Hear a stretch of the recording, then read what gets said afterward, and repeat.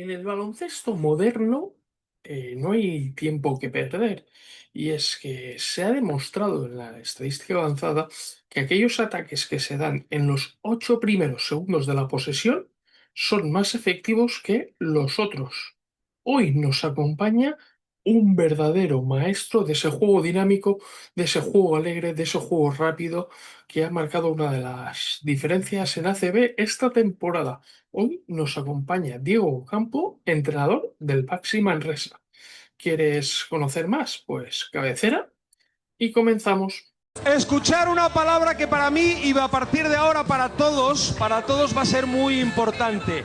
Baloncesto. Pues hoy nos acompaña uno de esos entrenadores, para mí muy a tener en cuenta, sobre todo cuando hablamos de ese juego dinámico, de ese juego a campo abierto, porque para mí, junto a Pedro Martínez, que precisamente lo ha sustituido en Baxi Manresa, es uno de los referentes a seguir en ese aspecto. Para mí, si decía de ver un partido del Oro el año pasado, era claramente Tizona, porque ya me gustaba cómo jugaba ese Tizona de Diego Campos, así que para mí es un auténtico placer, lo digo aquí en público, tenerte en este espacio, Diego, así que bienvenido.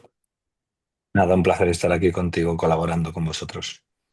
Pues nada, un poquito para meternos en materia. Lo dicen las estadísticas avanzadas, cada vez cobran mucha más importancia esos primeros puntos, o esos puntos en esos primeros 8 segundos, que el porcentaje es mucho mayor que una vez ya pasan esos 8 segundos, incluso cuando son los últimos 8 segundos de posesión. ¿Qué importancia le das tú a eso en el Baxi Manresa? Bueno, ya hace temporadas que hay muchos estudios que indican que la eficiencia es mucho más alta en estos primeros segundos, también esos primeros segundos después del rebote ofensivo, que nosotros también lo consideramos juego rápido.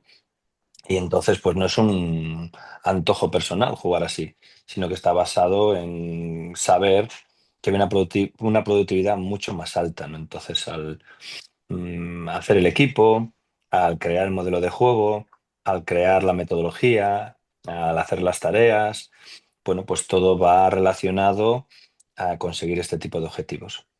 Sí, imagino que una de las consecuencias o los beneficios de este juego dinámico es pillar todavía la defensa desprevenida, sobre todo tras un balance ofensivo en contraataque y demás, que al final hay mucho mismatch, mucho desajuste defensivo. Y hay tres opciones, ¿no? Después de un robo, bueno, cuatro en la CB. Después de un robo, es decir, que robas el balón y ahí normalmente hay una superioridad numérica. Puede ser después de una pérdida del rival, que quiere decir que en la CB es un saque de banda y una violación, con lo cual el árbitro no toca el balón y puede sacar rápido y puede sacar una ventaja numérica o una ventaja posicional. Luego tras un rebote, que es más difícil construir el contraataque.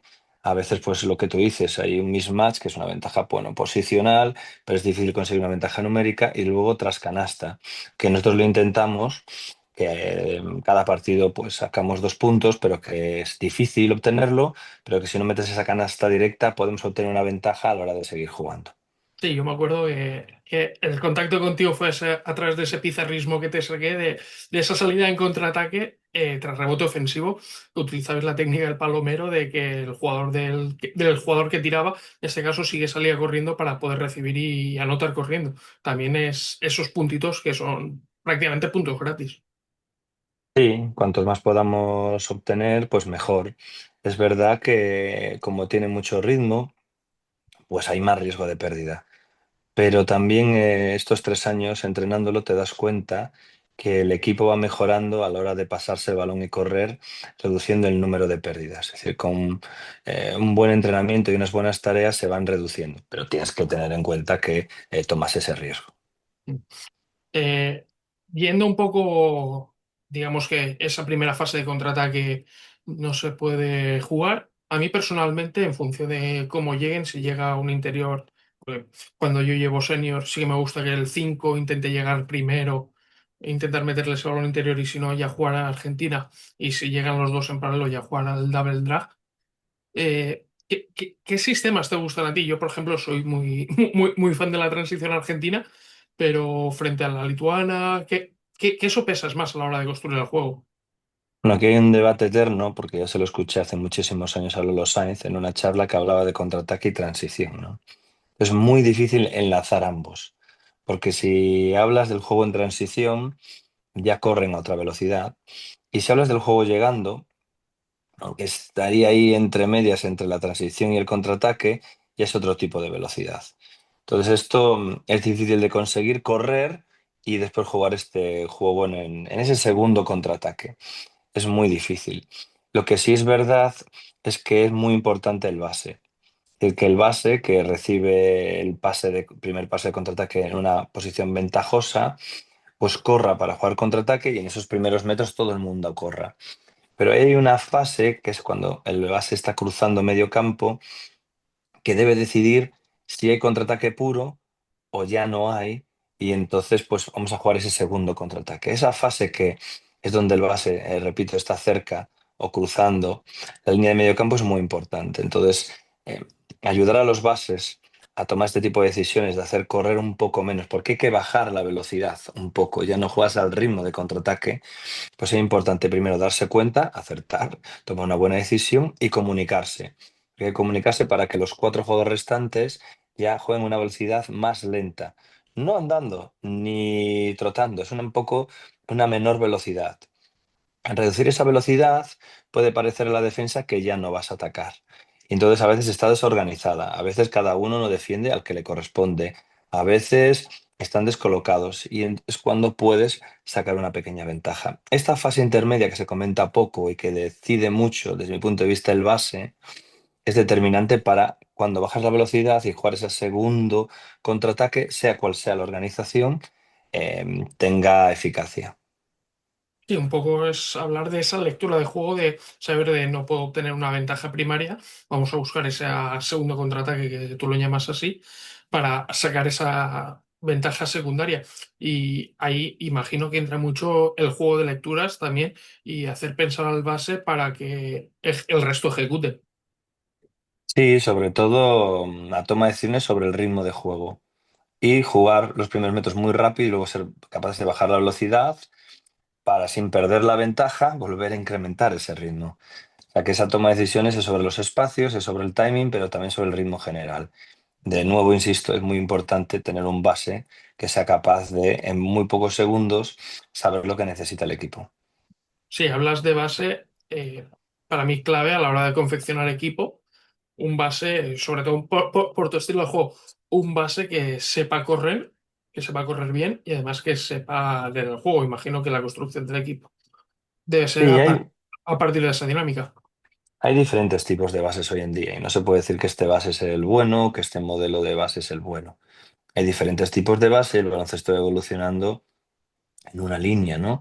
Que es que es intentar que el balón vaya rápido, el mejor manejador y a partir de ahí crear una ventaja. Dígase en campo abierto, dígase en 5 contra 5. Pues claro, TJ Source, por ejemplo, es una maravilla verlo recibir el primer pase de contraataque. Es una auténtica maravilla como siempre recibe con ventaja o como este tema de correr más o bajar la velocidad, pues lo hace sensacional, ¿no? Quiere decir que un jugador que era muy anotador, cuando pues yo lo conocí en Alemania, ha ido aprendiendo cosas de bases, pero eso un poco depende del estilo, del entrenador, de la competición, del contexto. Entonces, por eso yo no se puede acotar este base me gusta, este no. Depende del estilo, del contexto, de la competición, lo que necesites. Luego puedes intentar que un jugador juegue más en una línea y no puedes, entonces te adaptas más a él. Creo que esta adaptación multi desde diferentes puntos, ¿no? Es muy importante porque es el engranaje luego con el resto de jugadores. Y hablando de bases, yo tengo una debilidad personal, yo ya lo vi en Málaga hace bastante tiempo, tú lo has tenido 2 años, lo tuviste el año pasado en Burgos, lo has tenido este año en Manresa. Un jugador que se adapta perfectamente a esas características, que sabe leer muy bien el juego dinámico, es Mario Sansupegi. Sí, sobre todo porque hay una cosa que es muy importante, que es querer aprender. Y él, aparte de las capacidades que tenga, tiene una capacidad muy importante que es querer aprender cualquier cosa, sea del juego de uno contra uno, o sea del ritmo, o sea de cosas que son fuera del baloncesto. Tiene interés, confianza, determinación por seguir aprendiendo, con lo cual pues es una gozada para un entrenador tener jugadores así. Y ya si quiere jugar de base en una determinada línea, pues aún más divertido. Sí, no, imagino, yo a mí me gusta sobre todo ese talento natural que tiene y aparte la adaptación que ha tenido a la competición, porque primero decían, no, igual muy joven para el Leboro, muy joven para Ujú. hacer, pero es que al final los talentos hay que ponerlos en el campo. Sí, también hay que tener paciencia, también hay que aceptar el error, también hay que intentar entender que todos tenemos nuestras fases y nuestros momentos buenos o malos. Bueno, en ese periodo hemos estado, creo que también ha estado muy bien acompañado por jugadores que le han apoyado. Pues este año con Dani Pérez, Alex, Reyes, Retingo Soham, le han ayudado mucho. Y en Burgos también. Joe Cremo le ayudó mucho. Cayo Pacheco. Entonces, que haya jugadores veteranos o con experiencia en la liga que te ayuden, pues facilita mucho este proceso de adaptación porque al final hay que ponerse en la pista sin facilitarles nada, sino que hay que ponerlo cuando se lo merece, pero a la vez hay que aceptar ciertos errores y ciertas fases, pero es muy importante que estén acompañados de un buen equipo. Volviendo un poco a ese baloncesto de formación, a mí, lo digo, a mí me sangran los ojos cada vez que veo un equipo de que tiene esa opción secundaria que hablábamos anteriormente y enseguida ¡bum! Echa el freno de mano y a jugar estático, a marcar sistema. ¿Crees que deberían adaptarse estos equipos de formación otra vez a jugar a esas 90, 100 posesiones? Porque al final son las dinámicas de baloncesto que estamos viendo arriba y yo creo que deberíamos adaptarlas un poco los que estamos ahí abajo. Bueno, yo creo que es más divertido y a la vez más formativo, porque si eres capaz de tomar decisiones y jugar a un ritmo más elevado, cuando el ritmo se reduce, pues es mucho más fácil, ¿no? También hay que jugar en un pelín por encima del ritmo que en el cual puedes sentirte cómodo, ¿no? Tampoco forzar a los niños y a las niñas a jugar muy por encima, porque eso le hace salir fuera de su zona de confort y pierden confianza. Pero sí un pelín sobre el ritmo en los cuales ellos y ellas se encuentran cómodos en la técnica y táctica individual. Sin embargo, vemos en la CB que hay diferentes estilos y todos los estilos, bueno, pues pueden funcionar. La clave para mí es cómo hacer las cosas, no tanto en el qué, ¿no? Sino cómo los jugadores creen en ello, cómo se entrena y cómo lo ejecutan, luego lo realizan bajo presión. Con los niños y niñas es parecido. Es decir, lo importante es conseguir que crean en lo que hacemos, porque así tendrán adherencia y vendrán a entrenar, que eso es lo más importante para nosotros, que van a entrenar y que hagan deporte, porque eso le favorece la adquisición de hábitos para su vida. Y una vez estás jugando, pues que a mí me gusta más ir hacia ese incremento del ritmo, pero poco a poco, en los cuales ellos no se sienten incómodos. Pero respeto todo tipo de estilos, porque nunca se sabe. Y hay niños que juegan a un ritmo más lento y de repente pasan a otra categoría de entrenador y se adaptan. Hay que respetar que los niños y los jugadores en general son esponjas y se adaptan muy rápido a lo que se les demanda. Y hablando un poco de esos ritmos, la evolución del baloncesto ha sido todo a un mayor ritmo. Si bien veíamos el Limoges de los 90 que jugaba prácticamente a 50, 60 posesiones, vemos ahora que hoy en día ese ritmo sería impensable. Un poco la evolución del juego va por este estilo, ¿no? De este juego más dinámico, de esos early pick and rolls para jugar, de ese juego más directo. En la NBA no hay ninguna duda que se han incrementado mucho las posesiones y un tipo de estilo de juego bastante homogéneo en la mayoría de los equipos, aunque hay diferencias evidentemente. En la Euroliga se ha incrementado un poquito, en la CB se ha incrementado un poquito, se ha incrementado un poco en Europa, pero tampoco muchísimo. Un poco haciendo estudios globales de las ligas, sí se ve que hay un incremento, ¿no? Porque se conoce que hay más canastas fáciles, pero sin embargo, hay equipos, como es el Tenerife, que tienen si no acabó la liga regular siendo el mejor OER, es el primero o el segundo, no lo sé ahora de memoria. Pero juegan muy bien pues, en los últimos 8 segundos. Tienen una gran calidad, están muy bien entrenados y juegan con el reloj estupendamente, ¿no? Entonces, bueno, evidentemente se va incrementando el ritmo, pero sigue habiendo otros tipos de ritmo, con lo cual yo creo que hace del baloncesto que sea un juego muy divertido. Mira, aprovecho que antes has comentado lo de la pérdida de balón en campo de defensa, o en este caso. ¿Cómo ves la evolución que las categorías FEP hayan implantado la misma norma que en ACB? Y va a dar más visibilidad, imagino, a estas ligas de primera, segunda FEP, Liga Femenina, va a dar ese punch mayor de velocidad.